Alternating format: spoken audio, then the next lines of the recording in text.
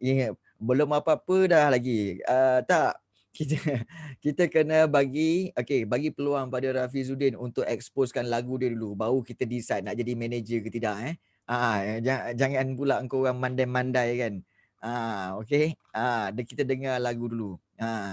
Cik cik cik cik. Okey. Baik.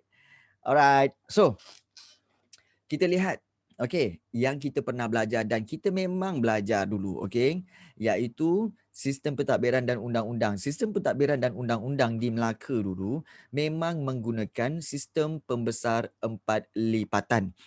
Itu memang faktanya. Pembesar 4 lipatan, yang kita tahu sistem pembesar 4 lipatan kan, iaitu sistem pembesar yang mana pembesar berempat, pembesar berlapan, 16 dan juga 32. Sistem pembesar 4 lipatan bukan pembesar tu dilipat. Kalau pembesar tu dilipat kan mati. Bukan pembesar tu yang dilipat tapi sistemnya. Okey, ingat tu. Okey. Baik. So sistem ini menjadikan pentadbiran Sultan Melaka lancar dan tersusun. Sultan Melaka juga berikan kuasa memerintah dan mentadbir suatu wilayah, sungai atau pulau Cikgu, kepada besar. Ya. apa nama untuk bab ni cikgu? Sebab last week saya tak ada dalam kelas ni. Oh ya ke? Okey, terima kasih Darren kerana memberitahu, memaklumkan pada kami. Okeylah. Okey, kepada yang belum masuk, cikgu akan pergi. Sebenarnya ini adalah tajuk bab 1, warisan negara bangsa. Okey. Okay. Dan warisan negara bangsa hari itu kita dah belajar tentang sebenarnya negara bangsa di tanah Melayu ni dah bermula sejak daripada daripada kerajaan alam Melayu yang kita belajar masa form 2 dulu kan, iaitu ada Funan, Champas, Sriwijaya. Kerajaan Alam Melayu. Ya, kemudian juga berkaitan dengan Kesultanan Melaka dan juga Kesultanan Johor Riau.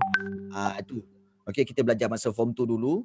So itu telah membentuk negara bangsa.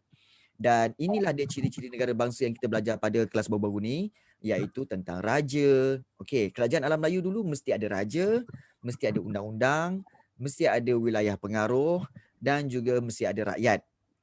So ada 4. Tetapi kemudian kita belajar juga tentang maksud-maksud dia, pengaruh apa semualah kan. Kemudian apabila kita teruskan dengan ciri-ciri negara bangsa Kesultanan Melayu Melaka, ada 6. Iaitu kita ada kerajaan, kita ada rakyat. Ini Kesultanan Melaka. Kedaulatan. Ya, kerajaan, ada rakyat, ada kedaulatan. Kemudian kita ada siapa? Kita ada wilayah pengaruh, kita ada undang-undang dan juga kita ada lambang kebesaran. So ada 6 semuanya. Yang kita belajar pada kelas sebelum ini. Jadi hari ini kita sambung tentang undang-undang. So, baik.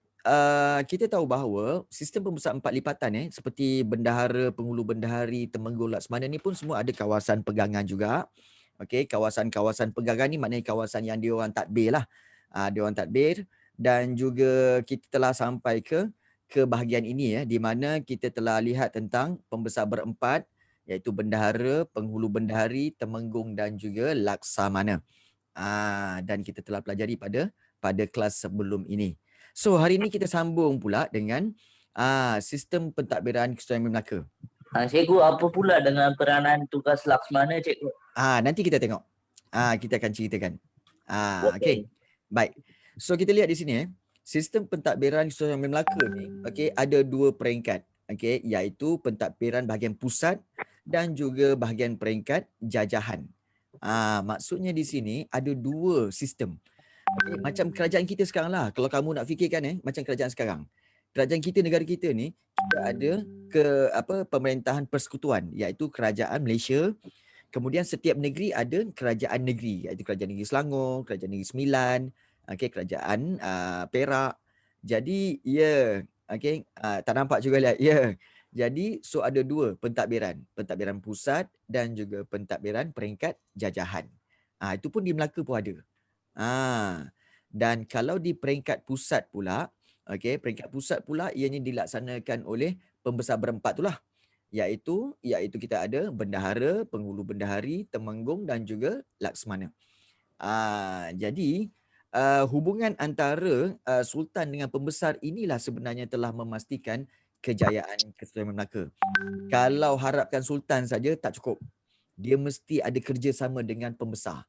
Sultan mesti bekerjasama dengan pembesar. Barulah dapat memakmurkan negara itu. Jadi itulah dia berkaitan dengan Kesultanan Melaka. Okey. Begitu juga kalau kita lihat muafakat antara Sultan dan pembesar ini mewujudkan proses pentadbiran yang sempurna dan kalau kita lihat dapat mengelakkan sebarang tindakan sewenang-wenangnya oleh pemerintah. Maksudnya di sini raja sebenarnya walaupun kita nampak dia berkuasa mutlak tetapi tindakan raja itu juga boleh dibangkang oleh pembesar. Maknanya pembesar boleh menasihati sultan. Contohnya bendahara, bendahara akan kata, "Tuanku, tindakan tuanku ini patik rasa tidak bagus kerana tindakan ini akan menjejaskan begini begini begini." Jadi sultan akan kata, "Oh ya ke? Okey, baiklah." Jadi di sini kalau kita lihat hubungan antara sultan dengan pembesar tu menyebabkan barulah mengelakkan daripada tindakan sewenang-wenangnya. Okey. Zaman sekarang, ada tanya, ada tak lagi bendahara semua ni? Okey. Zaman sekarang tak ada. Tetapi setiap negeri yang ada sultan tu, dia akan dinasihati oleh menteri besar. Contohnya Selangor Selangor ada sultan tapi tindakan sultan akan dinasihati oleh menteri besar. Itu tugas menteri besar. Kalau di peringkat agung pula, yang di Pertuan Agong, kalau dia nak buat tindakan, tindakan dia dinasihati oleh Perdana Menteri. Itu sebenarnya jawatan bendahara tu sekarang ni dah jadi Perdana Menteri ataupun di peringkat negeri dah jadi Menteri Besar. Ya, nama yang berbeza. Ya, silakan Sushmita. Ada soalan? Itu maksudnya semua pembesar tu boleh menasihat tu sultan lah pasal pentadbiran semua. Yes, betul. Betul. Jadi apa yang dibuat oleh sultan tu sebenarnya adalah atas nasihat menteri-menteri besar juga sebenarnya. Menteri besar ni ramai, memang ramai. Setiap negeri ada seorang menteri besar. Setiap negeri ada seorang menteri besar. Okey. Dan kalau pembesar menteri besar, kalau pembesar menteri besar agak ke China. Okey. Sebenarnya dalam zaman sekarang ni Nafi, dia tak ada pembesar dah. Sekarang pakai menteri-menteri je. Dipanggil menteri. Dia dah tak ada pembesar. Kalau yang majlis tu, Azrina tanya majlis tu, ni orang kata apa? Majlis undangan rakyat, majlis mesyuarat. Itu sebenarnya untuk menteri tu, menteri besar tu bermesyuarat dengan menteri-menteri lain. Itu dipanggil majlis mesyuarat. Untuk membincangkan pentadbiran. Itu sebenarnya. Okey. Cikgu. Mana lagi tinggi, kerabat diraja atau menteri pembesar, cikgu? Okey. Sebenarnya kalau dari satu sudut yang berkuasa untuk negeri adalah menteri. Menteri lebih berkuasa berbanding kerabat diraja. Berbanding kerabat diraja. Ya. Apa soalan? Tak soalan? Kalau PM dengan Agong tu ada konflik macam ni? Actually kalau PM ada konflik dengan Agong, keputusan akan diputuskan oleh yang di Pertuan Agong. Sebab yang di Pertuan Agong akan ada kuasa mutlak sebab dia ketua. Jadi sebab itu kalau ada konflik sekalipun, keputusan Agong yang akan diutamakan berbanding dengan Perdana Menteri. Jadi sebab itu Agong lebih berkuasa sebenarnya. Okey. Baik. Kita lihat bendahara. Ada yang tanya tentang tugas-tugas pembesar berempat. Bendahara ni kalau kita lihat, bendahara merupakan pembesar yang mempunyai tugasan dan peranan yang sangat penting. Bendahara menjalankan tugas sebagai apa? Kita just highlightkan dia punya kata kunci je, iaitu bendahara ialah ketua pentadbir, ketua bahagian management, dan ketua turus angkatan tentera. Ramai yang tanya cikgu, ketua turus angkatan tentera ni maknanya bendahara ni terbabit dengan angkatan tentera ke? Ya, terbabit, tetapi dia bukan terlibat dalam peperangan. Ketua turus ni maknanya ketua strategi. So bermakna dia membuat strategi je. Yang menjalankan peperangan ni sebenarnya adalah Laksmana, Temenggung, itu yang jalankan. Tetapi bendahara yang akan buat strategi. Itu dipanggil ketua turus angkatan tentera. okey, ketua strategi. So, beliau juga akan menasihati sultan dalam pelbagai hal dan menjadi pemangku sultan. Pemangku sultan bila sultan keluar daripada negara, dia pergi mana-mana, so negeri akan ditadbir oleh bendahara buat seketika lah. Dia join perang ke? Tidak. Bendahara tidak join perang. Ya betul, turus maksudnya strategi. Okey, ketua yang menyusun strategi. Okey. So itu bendahara. Kemudian, Kesultanan Melaka juga mempunyai sistem keuangan yang teratur dan sumber pendapatan. Bagaimana Kesultanan Melaka ni dia kaya tau. Sebab dia banyak memiliki kekayaan pendapatan dia daripada urusan perdagangan. Melalui apa? Cukai, melalui ufti daripada wilayah taklukan. Ufti ni macam yuran lah, yuran. Macam fees. Fees yang kena bayar oleh setiap kawasan yang dijajah atau dinaungi tu, dia orang kena bayar fees. Maknanya wang perlindungan lah. Macam bangsa bahasa kongsi gelap sekarang. Bahasa kongsi gelap. Oh, okey, tolong bayar wang perlindungan. Supaya menjamin keselamatan kawasan kamu. Itu ufti. Okey, itu ufti. Jadi segala jenis cukai dan ufti akan dikutip. Okey, dan juga bila kita lihat seorang penghulu bendahari, bermakna yang akan uruskan benda ni adalah penghulu bendahari. Dia dilantik untuk menguruskan perbendaharaan secara teratur. Jadi penghulu bendahari memang okey. Cikgu nak kita orang bayar wang perlindungan ke? Okey. Cikgu, yang kita bayar kat cikgu ufti ke yuran? Untuk kelas. Okey. Baiklah. Baik. Untuk pengetahuan kamu. Bayaran setiap bulan tu yang korang bayar tu yuran plus wang perlindungan. Sebab tu cikgu melindungi kamu semua. Sekejap dilindungi oleh Jack Sparrow, sekejap dilindungi oleh Julius Caesar. Jadi itulah dia. Tapi melindungi kamu daripada kejahilan dan kebodohan lah. Jadi dengan memberi ilmu, terlindung pada kamu daripada kejahilan dan kebodohan. Nampak? Bayar wang perlindungan untuk bebas daripada kejahilan. Itulah. Okey. Bukan perlindungan atas keselamatan, perlindungan daripada kejahilan. Ini bayaran wang perlindungan. Suka hati korang je. Okey. Baik. So kita lihat. Kita lihat penghulu bendahari dilantik bagi menguruskan perbendaharaan secara teratur. Okey. Hai Faris. Dah sarapan dah, bang? Dah, baru pakai kayu ni. Baru lepas kayu. Kayu ke mana? Denai Alam, Elmina. Oh, terbaik. Okey, good. Maknanya balik-balik terus join kelas lah. Okey. Tu dia nak tanya. Jap. Saya nak tahu anak cikgu pun bayar yuran ke? Apalah kau ni. Anak beranak manalah kena yuran. Apalah kau ni kan. Anak beranak kot kan. Takkanlah bapak korang sediakan makan dan dia minta bayaran tak kat korang. Ni korang tengah makan dia kira. Ni RM10.50 bayar kat kaunter Bayar kat mak. Terkedung korang nanti. Okey. Okey, cikgu. Okey, baik. So tidak ada tidak ada cas. So pandai-pandailah kau Okey, baik. Penghulu bendahari dilantik bagi menguruskan perbendaharaan secara teratur. Sementara itu Syah Bandar. Okey, Syah Bandar ingat Syah Bandar ialah pengurus pelabuhan. Pengurus pelabuhan. Dia dipertanggungjawabkan untuk mengutip cukai.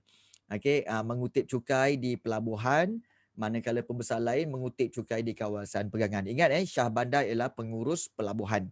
Dia kutip cukai. Okey. So hasil perbendaharaan tu akan disalurkan untuk kepentingan kerajaan lah. Seperti dia nak beli senjata ke, membina istana ke. Jadi ini bermakna penghulu bendahari ni sebenarnya zaman sekarang ni sama macam siapa tahu? Sama macam Menteri Keuangan. Dia macam Menteri Keuangan. Jadi itu persamaan penghulu bendahari dengan Menteri Keuangan sebab mereka menguruskan harta ataupun pendapatan negara. Itu penghulu bendahari sama macam sama macam Menteri Keuangan. Itu penghulu bendahari. Menteri Keuangan sekarang ni kan baru-baru ni tuan apa nama dia, bermula dengan huruf Z kalau tak salah cikgu nama dia. Okey. Dan dia baru saja selesai membentangkan belanjawan baru-baru ini ya. Ya Zafrul tu betul. Okey, Dandan Zrina dandan lah. Okey. Baik. Syah Bandar ni sebenarnya adalah pengurus pelabuhan. Maknanya setiap di pelabuhan tu ada pengurus-pengurus dia yang akan menguruskan yuran, segala yuran dan kutip cukai di pelabuhan. Itu Syah Bandar. Ingat Syah Bandar pengurus pelabuhan. Mengutip cukai dan menjaga hal ehwal para pedagang. Itu. Kemudian dari aspek keselamatan pula, Kesudahan Melaka ni memang ada sistem keselamatan yang kemas untuk jaga keamanan di darat dan di laut. Okey, so bagi tujuan ini Temenggung dilantik untuk menjaga keselamatan Kota Melaka. Manakala Laksmana pula bertindak sebagai Panglima Angkatan Laut Melaka. Okey, maknanya sekarang ini kalau kita lihat Temenggung ni sekarang ni macam Ketua Polis Negara. Ketua Polis Negara adalah Temenggung sebab dia jaga keselamatan seluruh Semenanjung ataupun seluruh Malaysia. Manakala Laksmana pula ialah Ketua Angkatan Tentera Laut. Okey, itu sebenarnya. Dan pada masa sekarang ni kita ada Syah Bandar. Syah Bandar tu dipanggil pengurus pelabuhan. Pengurus pelabuhan ya. Apakah tugas lain selain apakah tugas Laksmana selain daripada Ketua Angkatan Laut? Okey, bagus. Sebenarnya kalau ikutkan selain daripada Panglima Angkatan Laut sebenarnya Laksmana tugas dia adalah bodyguard Sultan. Maknanya pengawal peribadi Sultan. Bodyguard Sultan. Laksmana adalah bodyguard Sultan. Bodyguard Sultan, kemudian Ketua Duta. Maknanya kalau nak pergi ke luar negara, okey, Laksmana yang akan menjadi duta bagi pihak kerajaan Melaka. Okey. Ya. Okey. Tak ada. Okey. Macam yang kisah Hang Tuah lah cikgu. Ya, dan sebenarnya jawatan Laksmana ni sebenarnya tak ada. Okey, sebenarnya pembesar ni cuma 3 orang je. Betul. Tetapi apabila munculnya Hang Tuah, maka Sultan telah mewujudkan satu jawatan dipanggil Laksmana khas untuk Hang Tuah. Jadi sejak ada Hang Tuah lah baru ada jawatan Laksmana. Dan Hang Tuah dikehendaki untuk apa? Menjaga keselamatan Sultan. Maknanya dia adalah bodyguard Sultan. Itu sebenarnya. Jadi itulah tugas-tugas Laksamana. Sebab itu kalau katakan Sultan Melaka dia nak kahwin kan, dia nak kahwin dengan Puteri Jawa ke, dia nak kahwin dengan Puteri Gunung Ledang ke, yang pergi siapa? Yang pergi adalah Laksmana Hang Tuah. Jadi itu sebenarnya. Okey. Okey, tak adalah bodyguard tu 24 hours. Bila Sultan masuk istana kan ada pengawal-pengawalnya. Okey, ada pengawal-pengawalnya kan, hulu balangnya. Itulah. Ya, kalau ada soalan silakan boleh tulis kat group chat Okey. Cikgu. Ya. Kan cikgu cakap Laksamana seperti duta kan cikgu? Ya, betul. Cikgu tahu kan some of the countries kan diorang ada ambassador from Malaysia wakil kan? Ya, betul. Boleh cakap macam tu ke cikgu? Mereka hanya duta aja sahaja. Okey, sebenarnya pada zaman dahulu tidak ada duta yang diletakkan di negara-negara lain, tak ada. Okey, duta tu hanyalah datang daripada negara itu sendiri, maknanya daripada Melaka. Kemudian duta tu akan mewakili kerajaan untuk pergi berjumpa dengan maharaja di kerajaan lain dan membincangkan nak buat hubungan diplomatik ke, nak buat hubungan perdagangan ke. So siapa yang akan menjadi ketua bagi perwakilan kerajaan tu? Laksmana. Laksmana jadi ketua duta tu. Dia yang akan bawa sekumpulan orang pergi ke kerajaan itu untuk berjumpa dan juga membincangkan nak buat hubungan antara kerajaan dengan kerajaan. Jadi Okey, hubungan cikgu. rasmi. Okay, so itu sebenarnya tugas-tugas duta lah sebenarnya lah buat hubungan. Jadi itulah tugas Laksmana. Kemudian pada peringkat jajahan pembesar ditugaskan. Okey, tadi 4 orang tadi kita belajar tentang bendahara, okey, penghulu bendahari, kemudian juga kita ada temenggung dan juga kita ada Laksmana, itu di peringkat pusat. Di peringkat jajahan pula, pembesar ditugaskan untuk menguruskan pentadbiran di daerah dan juga di kampung-kampung. Ini dilantik oleh, diorang ni dilantik oleh sultan dan pembesar berempat lah. Apa tugas mereka? Tugas mereka adalah untuk menjaga dan mengekalkan keamanan kawasan mereka, dan mereka juga dibenarkan mengutip cukai. Jadi itulah kelebihan bila menjadi pembesar menjadi pembesar. Jadi dalam banyak-banyak bendahara yang terkenal sekali adalah Bendahara Tun Perak. Okey. Ya, okey. Susmita, bagus Susmita. Dia cerita bahawa baru-baru ni dia tengok cerita Puteri Gunung Ledang dalam Netflix. Okey, dapat lebih memahami sejarah. Betul? Betul, bagus. Bagus. Itulah sebenarnya Okey. walaupun sebenarnya mungkin agak boring, biasalah kan cerita sejarah kan. Mungkin Tapi cikgu apa yang cikgu cerita tu semua berlaku dalam apa tu movie. Sebab tu saya macam kan. recall. So yeah. So okey lah kan.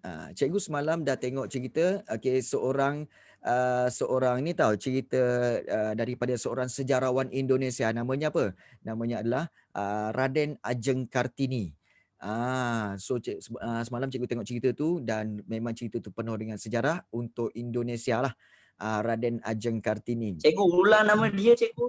Raden Ajeng Kartini.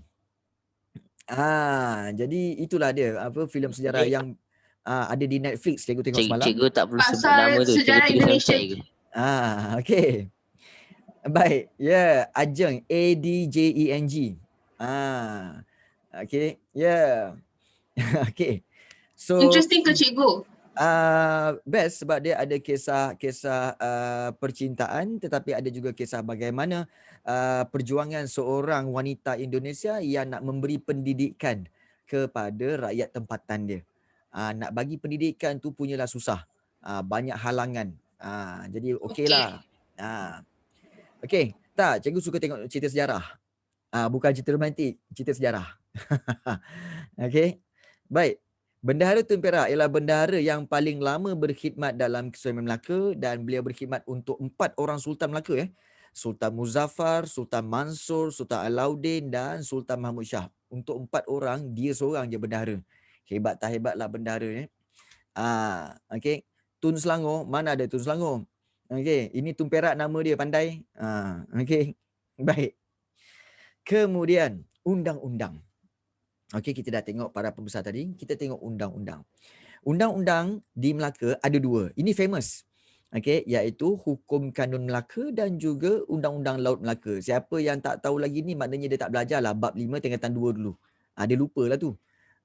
Dia guna sikap apa tahu? Dia guna sikap barang yang lepas jangan dikenang. Jangan macam tu Sejarah tak boleh macam tu. Okey. Kena kenang-kenangkan barang yang lepas. Okey. Jadi ingat, Kesultanan Melaka mempunyai 2 undang-undang dan undang-undang ni berasaskan syariah. Syariah dan hukum adat. Syariah ni maknanya adalah hukum Islam lah. Dan kedua-dua undang-undang ini diperkenalkan bagi melaksanakan pentadbiran dan menjamin kemakmuran. Okey, kita lihat Hukum Kanun Melaka ada 44 fasal. 44 ni fasal ni maknanya 44 perkara. Fasal ni perkara yang bincangkan antaranya termasuklah tentang jenayah, tentang bidang kuasa sultan, pembesar, kekeluargaan dan hal berkaitan ekonomi. Contohnya kita tengok jenayah contoh ini memang betul-betul ditulis dalam Hukum Kanun Melaka tau. Dia kata apa? Perbuatan jenayah menggugat ketenteraman, pelbagai hukuman setimpal dikenakan terhadap perbuatan jenayah seperti kalau perbuatan jenayah seperti membunuh, menikam, mencuri. Antara kesalahan yang boleh dikenakan hukuman bunuh tengok hukuman bunuh termasuklah seperti dalam fasal 5.1 dia kata apa tahu? Bila seseorang didapati membunuh orang lain tanpa pengetahuan raja atau pembesar. Maknanya dia bunuh orang tanpa arahan daripada raja atau pembesar, maka dia akan dikenakan hukuman bunuh.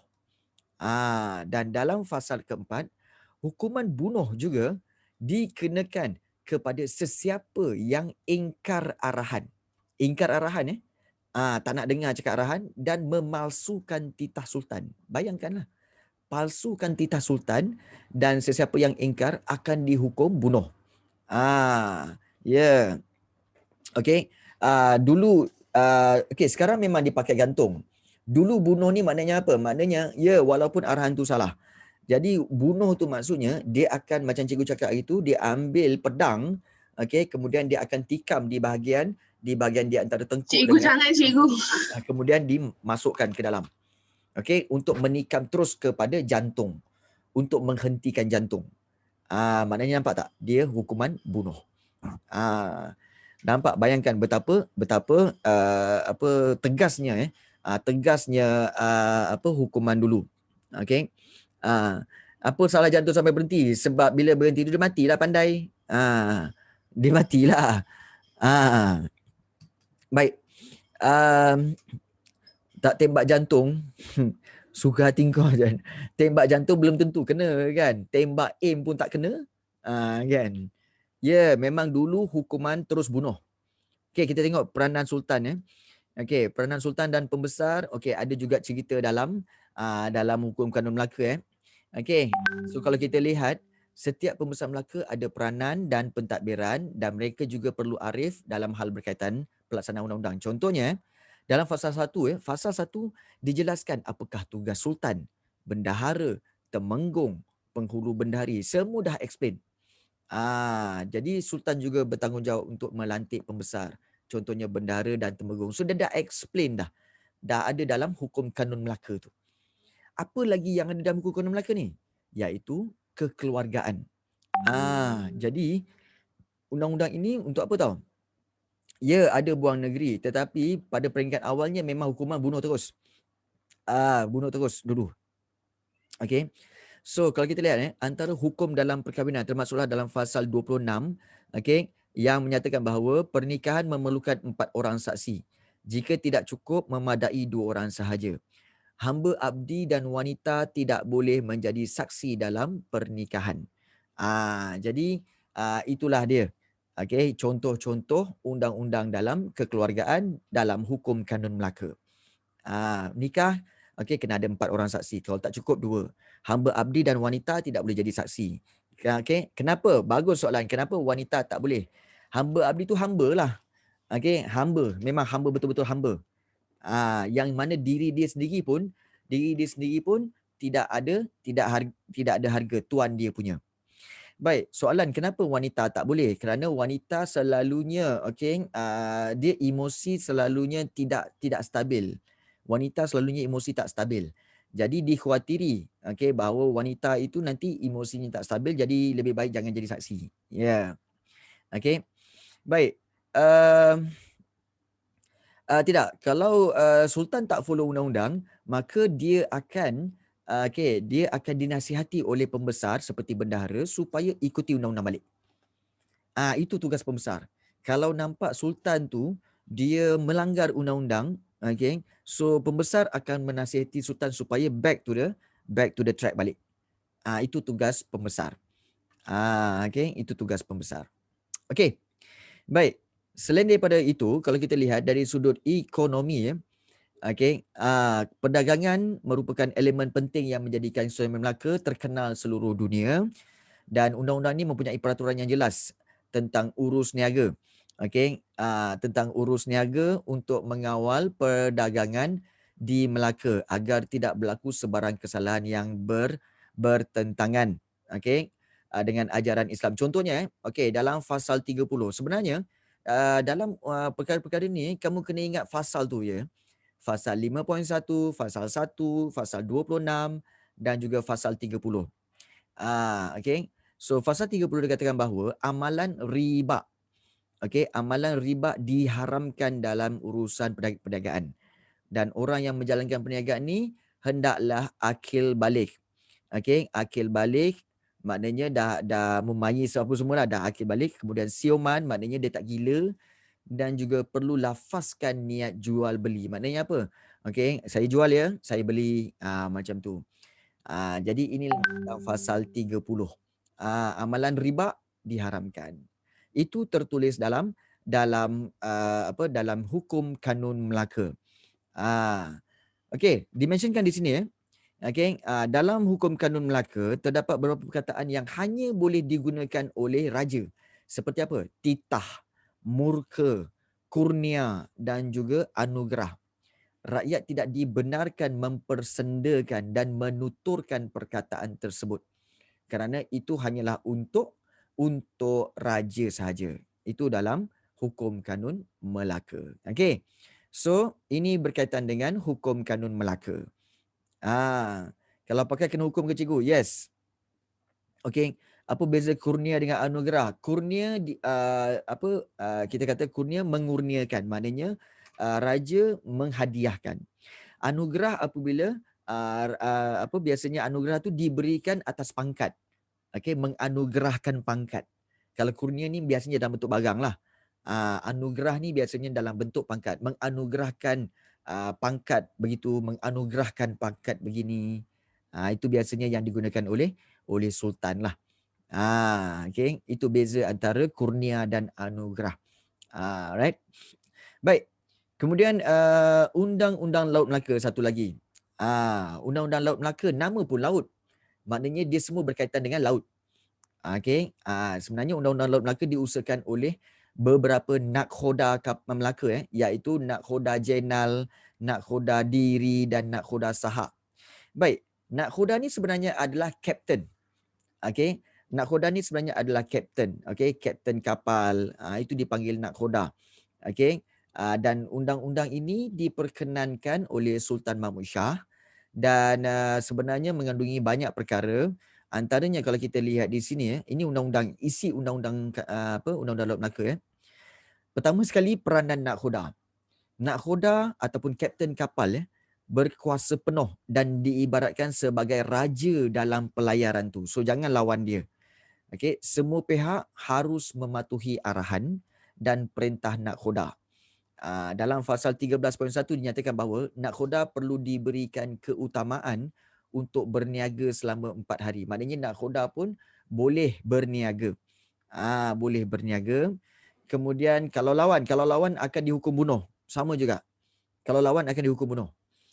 Dalam pasal 13.3, okey, dinyatakan sekiranya nakhoda hendak singgah di tempat yang tidak ada dalam senarai persinggahan, okey, tak ada dalam senarai persinggahan tu, nakhoda perlu bermesyuarat dengan semua orang dalam kapal tu untuk mendapatkan persetujuan. Maknanya ada juga dia punya perbincangan lah.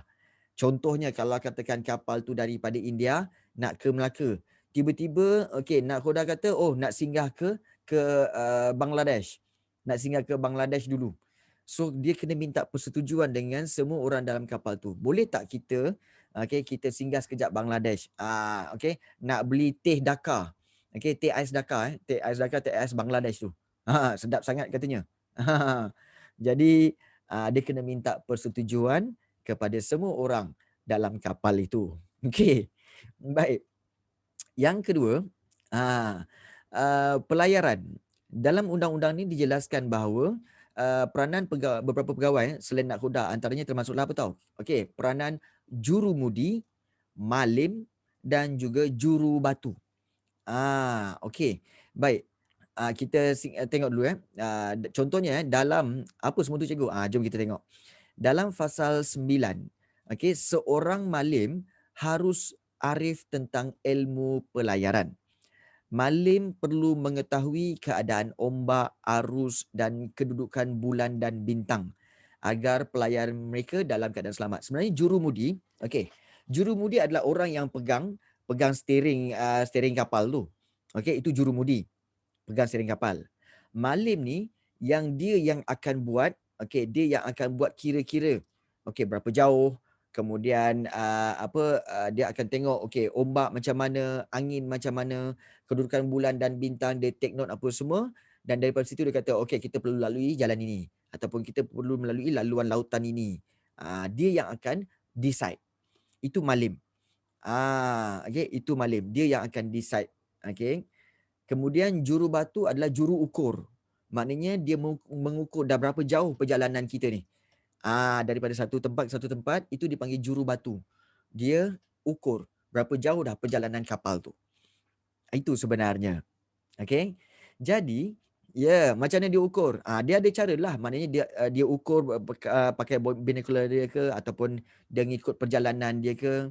Sebab di kebiasaannya, okey, di lautan dia akan kira, okey, berapa jarak daripada bintang ke bintang.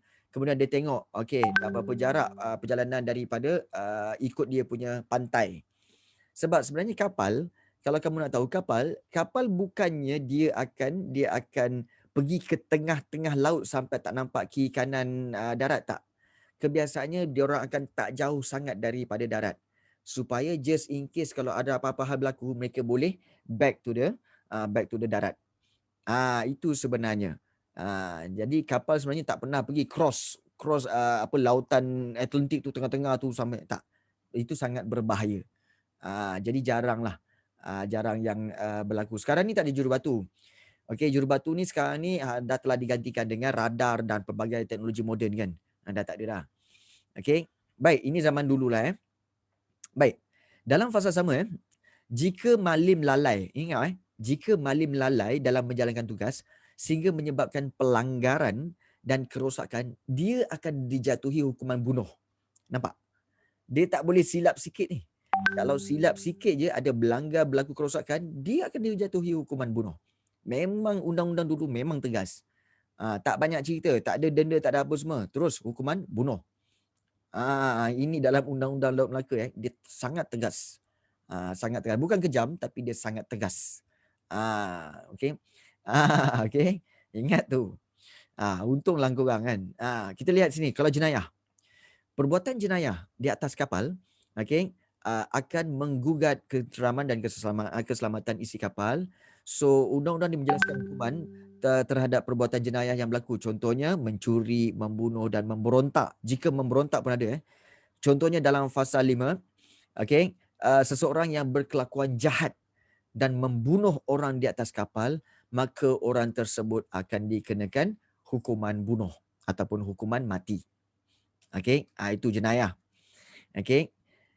Dari segi percukaian pun ada, di mana percukaian yang sistematik dan adil dinyatakan dalam undang-undang ini. So pelbagai cukai dikenakan dalam urusan pelayaran untuk perdagangan. Contohnya ada cukai perjalanan dan juga hasil perniagaan. Contohnya dalam fasal 6.3, nakhoda ataupun kapten kapal tu akan menentukan jumlah cukai yang dikenakan terhadap penumpang-penumpang tu. Contohnya 1/10 daripada hasil penumpang sekiranya penumpang ingin turun sebelum sampai janjinya sama ada 3 tahun, 3 bulan atau 3 hari. Maknanya sebelum, kalau katakan dia nak pergi ke sana tu dalam tempoh dia nak naik dalam tempoh 3 bulan, tiba-tiba dia nak turun awal. Okey, so dia dikenakan cukai 1/10 lah. Macam tu. Okey. Baik, itulah sebenarnya yang berlaku dari sudut percukaian. Okey.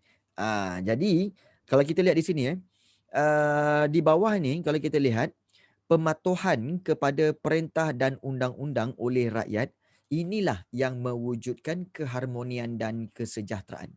Maksudnya apa? Kalau semua rakyat patuh kepada undang-undang, maka akan wujudlah keadaan yang harmoni dan sejahtera. Macam korang semualah. Kalau dalam kelas ni semuanya bekerja sama, memberi kerjasama dengan orang kata apa, belajar betul-betul, beri tumpuan, kan. Dia jadi aman dan sejahtera lah kelas kita. Ini masuk tahap apa cerita lah, cerita itulah cerita ni, itu yang jadi tak aman. Okey. Ini contoh. Nasib baiklah kita tak gunakan kita tak gunakan undang-undang Laut Melaka dan hukum kanun Melaka. Kalau kita guna hukum kanun Melaka ni, ramai sini dah kena bunuh ni. Kan? Ramai dah kena bunuh dah ni. Okey. Jadi ramai dah kena bunuh dah ni kalau ikut undang-undang lama ni. Okey. Baik. Okey, kita lihat. Baik, inilah dia peranan dan pemerintah rakyat. Okey, pemerintah dan juga rakyat. Baik, kita tahu tadi sebelum ni okey, bahawa kita tahu bahawa secara umumnya sistem pemerintahan ada dua, iaitu golongan yang pemerintah dan golongan diperintah. Okey, dia ada dua ya.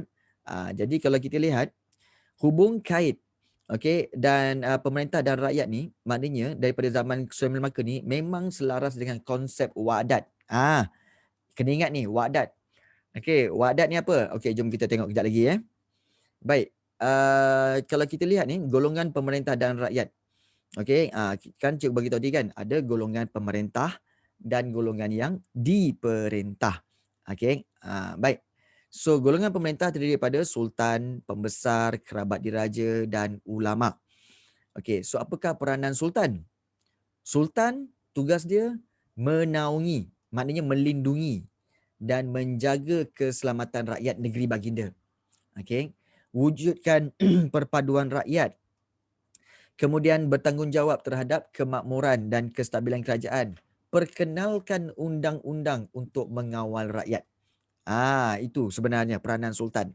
Okey. Peranan pembesar pula, dia memelihara keamanan dan kebajikan rakyat di kawasan-kawasan dia. Kawasan-kawasan yang dia dapat, kawasan pegangan kan.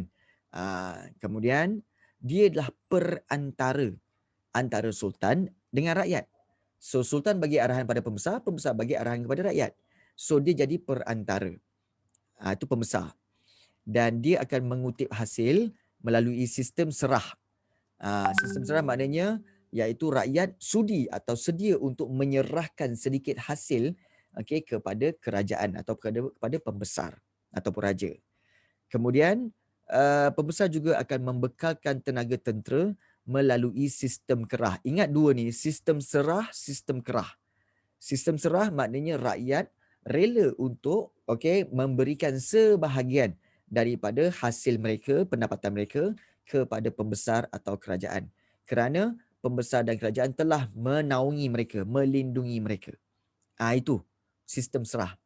Sistem kerah pula iaitu rakyat sudi untuk memberikan atau menyumbangkan tenaga bagi menjadi tentera ke, atau untuk membina istana ke, atau membuat projek-projek yang kerajaan Melaka nak buat. So mereka menyumbangkan tenaga tanpa sebarang bayaran. Itu dipanggil sistem kerah. Sistem kerah ya. Baik, konsep wa'adat ni nanti cikgu cerita. Nanti cikgu cerita. Sebelum tu kita nak tengok peranan rakyat pula. Tadi peranan pemerintah, sekarang peranan rakyat. Rakyat ni maknanya apa? Apa tugas rakyat? Rakyat kena taat setia kepada pemerintah. Kemudian mematuhi segala arahan pemerintah dan tidak akan menderhaka kerana takut ditimpa tulah. Apa itu tulah? Tulah ni kalau tengok, ini bagusnya buku sejarah kamu dia bahagian tepi dia ada dia punya maksud.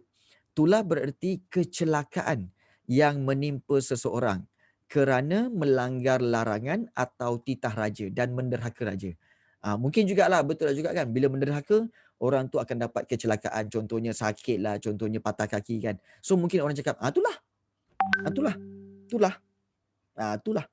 Mungkinlah juga kan. Jadi tulah tu maknanya bencana sebenarnya lah, atau kecelakaan. Tulah. Kemudian peranan rakyat menjadi tentera. Menjadi tentera.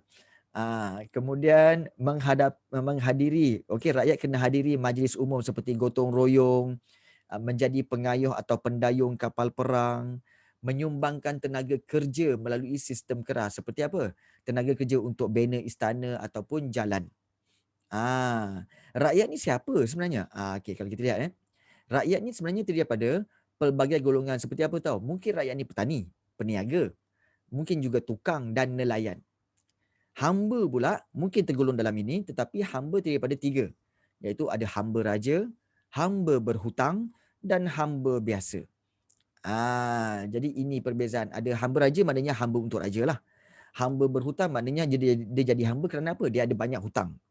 Dan satu lagi hamba biasa maknanya dia merelakan diri dia jadi hamba kepada tuan dia. So tuan dia boleh arahkan dia untuk buat kerja apa semua. Yang penting tuan bagi makan dan tuan bagi pakaian. Dah. Jadi itu hamba biasa. Baik. Wa'dad ialah perjanjian. Okey. So kita nak tengok wa'dad ni. Okey, wa'dad ialah perjanjian yang dilakukan oleh demang lebar daun yang mewakili golongan diperintah dengan sangsa purba yang mewakili golongan pemerintah.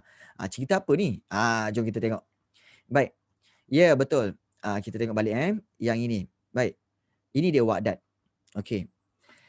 Maka titah sangsa purba. Ini dalam cerita sejarah Melayu dalam buku sejarah Melayu ditulis Titah sangsa purba. Hendaklah segala anak cucu hamba jikalau ada salahnya sekalipun atau zalim dan jahat pekertinya, maka janganlah segala hamba Melayu itu derhaka dan menitikkan darahnya ke bumi. Jikalau mereka itu akan cedera, berundur hingga ditakluk negerinya juga. Maka sembah lebar daun. Jadi nanti juga cerita Maka sembah lebar daun. Okey. Dia kata apa? Baiklah tuanku, tetapi anak cucu duli tuanku dahulu mengubahkan, anak cucu patik pun berubahlah tuanku. Maka titah sangsa purba, baiklah paman, kabullah hamba akan wa'ad itu. Wa'ad ni perjanjian. Okey. Jadi titah baginda, barang siapa hamba Melayu derhaka mengubahkan perjanjiannya, dibalikkan Allah bumbungan rumah ke bawah, kaki ke atas. Maka sembah demang lebar daun, jikalau Raja Melayu itu mengubahkan perjanjian dengan hamba Melayu, dibinasakan Allah negerinya dan tahta kerajaan. Okey, baik. Semua pening. Baik, begini. Sebenarnya, okey, macam ni. Sebenarnya, okey, segala keturunan raja okey, ini kira nak kata dongeng pun mungkin, nak kata fakta pun boleh. Baik, pada satu zaman dahulu sebelum adanya kerajaan-kerajaan Sriwijaya, sebelum adanya kerajaan-kerajaan Funan, sebelum ada kerajaan-kerajaan Champa, Angkor semua tu, okey. Semua rakyat di seluruh alam Melayu ni dia tak ada raja. Tak ada rakyat. Tetapi apabila munculnya 3 orang anak raja, okey, iaitu Sang Sapurba, Sang Rajunatapa dan juga Sang apa lagi satu, cikgu lupa. Okey, ada 3 lagi. Dia ada 3 3 orang. 3 orang anak raja ni telah muncul di Palembang. Palembang tempat Sriwijaya. So muncul di Palembang, kemudian rakyat di situ pada waktu itu diketuai oleh Demang Lebar Daun. Demang Lebar Daun ni adalah seorang ketua penghulu di Palembang. So Demang Lebar Daun terdengarlah cerita bahawa muncul tu maknanya macam tak tahu daripada mana tiba-tiba dia ada. Okey. Kemudian bila diorang berjumpa, bila Demang Lebar Daun berjumpa dengan 3 orang ni kata apa? Kami ni bertiga adalah memang anak raja, okey, daripada keturunan Raja Iskandar. Okey, Iskandar Zulkarnain. Jadi orang semua tahu bahawa Iskandar Zulkarnain ni adalah seorang raja yang hebat di Turki, di kawasan Europe, di kawasan Asia. Iskandar Zulkarnain Iskandar Zulkarnain. Jadi 3 orang ni kata kami adalah orang keturunan daripada Raja Iskandar Zulkarnain. Jadi Demang Lebar Daun kata, okey, kalau begitu kami ni memerlukan seorang pemimpin yang lebih baik, okey, yang boleh menjadi raja. Jadi di antara 3 ni mereka telah pilih, okey, 3 ni berbincang, dia kata okey, Sang Sapurba. So Sang Sapurba kata apa? Boleh kami jadi raja. Tetapi kita kena buat wa'dad. Wa'dad tu apa? Perjanjian. Perjanjian antara keturunan raja dengan keturunan rakyat. Keturunan rakyat diwakili oleh Demang Lebar Daun. Keturunan raja diwakili oleh Sang Sapurba. So, Sang Sapurba pun cerita. Okey, dia kata, okey, hendaklah, dia kata, anak cucu hamba, maknanya anak cucu raja-raja ni lah. Jikalau ada salah keturunan raja ni, okey, zalim atau jahat pun raja ni, janganlah kamu semua rakyat hamba Melayu itu melawan, derhaka dan menitikkan darahnya, maknanya menikam, membunuh keturunan raja ni. Okey, kalau katakan mereka itu cedera, berundurlah hingga ditakluk negeri itu. Maknanya kalau katakan raja itu okey sakit atau gering apa semua, okey, bawalah dia keluar daripada negeri itu. Okey, dan sehinggalah mungkin ada kerajaan lain yang menakluk negeri itu. Maknanya senang cerita apa tahu? Dia kalau boleh dia minta apa? Rakyat jangan menderhaka kepada raja. Tetapi sembah demang lebar daun. Maknanya demang lebar daun cakap apa pula? Baiklah tuanku. Tetapi kalau anak cucu tuanku dulu yang ubahkan, maknanya tuanku, anak cucu tuanku dulu yang kejam. Kalau anak cucu tuanku sendiri yang telah tak setia, yang telah berlaku kejam, anak cucu patik pun berubahlah tuanku. Nampak? Dia demam lebar daun cakap macam tu. Maka titah sang sabun berkata, baiklah paman, maknanya baiklah pak cikgu. Okey, kita setuju tentang ini. Kabullah. Kabulan ni maknanya setujulah hamba akan wa'ad ini. Maknanya hamba akan perjanjian ini. Okey, perjanjian ini. Maka dia kata apa? Maknanya setujunya apa tahu? Bahawa kalau katakan raja itu raja yang adil, maka rakyat akan setia. Tapi kalau raja tu dulu yang kejam, raja tu dulu yang zalim, maka rakyat boleh untuk menentang raja. Ini perjanjian dia. Okey, itu perjanjian dia. Jadi maka titah sang sapurba, maknanya titah sang sapurba ni raja ni kata apa? Baiklah paman, okey, kita bersetujulah tentang perjanjian ini. Jadi titah baginda, okey, barang siapa hamba Melayu derhaka mengubahkan perjanjian ni, maknanya siapa-siapa hamba-hamba Melayu yang ubah perjanjian kami berdua ni, okey, maknanya Tuhan dibalikkan Allah, maknanya Tuhan akan memberikan apa? Bencana, bumbungan rumah ke bawah, kaki ke atas tu maknanya apa? Memberikan bencana kepada negeri itu. Itu sebenarnya. Maka sembah demang lebar daun kata, jikalau Raja Melayu itu mengubahkan perjanjian dengan hamba Melayu, dibinasakan Allah negerinya dan tahta kerajaannya. Maknanya, kalau keturunan raja juga yang mengubah perjanjian ini, maka negeri itu akan dibinasakan oleh Tuhan. Itu sebenarnya. Maknanya, perjanjian ini adalah perjanjian di antara golongan diraja dengan golongan rakyat. Perjanjian yang memang dah lama dulu. Dan sebab tu kita lihat bahawa sebenarnya, perasan tak Kesultanan Melaka yang dikatakan yang lahir daripada Parameswara, betul tak? Parameswara yang asaskan, betul? Kenapa Parameswara boleh jadi raja di Melaka? Sebab Parameswara kata bahawa Parameswara itu adalah keturunan daripada Raja Iskandar Zulkarnain. Bermakna Parameswara itu berketurunan daripada Sang Sapurba ni. Sebab itu bila semua orang tahu, sebenarnya semua rakyat tahu tentang perjanjian ini. So bila rakyat kata, "Ush, ini anak raja daripada keturunan Sang Sapurba yang telah buat perjanjian dengan demang lebar daun dulu. Oh, dia memang anak raja. Sebab tu dia layak untuk menjadi raja di Melaka." Itu sebenarnya. Itu sebenarnya. Jadi perjanjian inilah yang sebenarnya perjanjian antara raja dengan rakyat. Dan sampai sekarang kita rakyat, tak kiralah Malaysia ke Indonesia yang ada raja, kita tak boleh melawan raja sebab dikhawatiri ada tulah. Maknanya kalau kita lawan raja, kalau kita menderhaka pada raja, dikhawatiri akan ada bencana. Okey, bencana ke atas diri kita. Kerana apa? Kerana menentang raja. Itu sebenarnya. Okey. Sebab itu kerana apa? Kerana kita telah melanggar perjanjian ini. Okey, melanggar perjanjian ini. Okey, sebab itu ianya bukan sekadar wadat, ianya satu perjanjian yang benar-benar berlaku. Okey, benar-benar berlaku sebenarnya. Wadat ni ya. Wadat. Okey. Dan sehingga sekarang hampir dikatakan semua raja-raja yang ada di kawasan Tanah Melayu ataupun di Malaysia ni, raja-raja ni sebenarnya semuanya berketurunan daripada Sang Sapurba. Dan kita semua ni, rakyat ni sebenarnya adalah berketurunan daripada demang lebar daun. Dikatakanlah. Tapi tak perlu buat kajian. Maknanya apa? Ini adalah satu sistem di mana bagaimana rakyat perlu menghormati raja dan raja perlu menghormati rakyat. Ya, betul. Jadi ya, betul.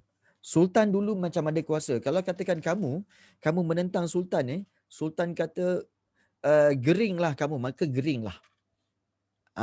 Memang. Tapi dia bukan kuasa lah sebenarnya.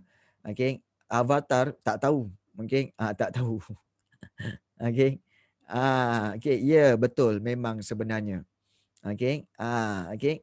Jadi itulah sebenarnya bab 1. Habis dah bab 1. Itu je bab 1. Betul. Okey, itulah dia bab 1. Okey. Okey. Okey. Bab kecil je tu. Ya, kecil je bab 1 ni. Kecil je. Baik. Okey, sementara menantikan. Okey, kita nak tengok satu gazet boleh tak? Okey. Kita nak tengok benar-benar ke? Ya, betul. Ya, betul.